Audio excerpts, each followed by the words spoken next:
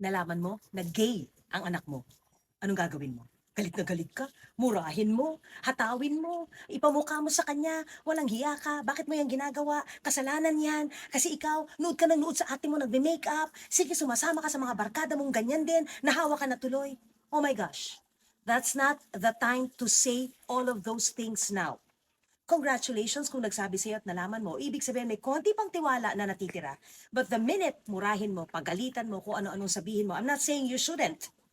You can be sure, hinding-hindi ka na pagkakatiwalaan. Subukan mong ganyan ang approach mo at mumurahin mo at galit na galit ka at kung ano-ano ang pagsisisi na gagawin mo, hinding-hindi na yan magsasalita, lalong lalayo yan.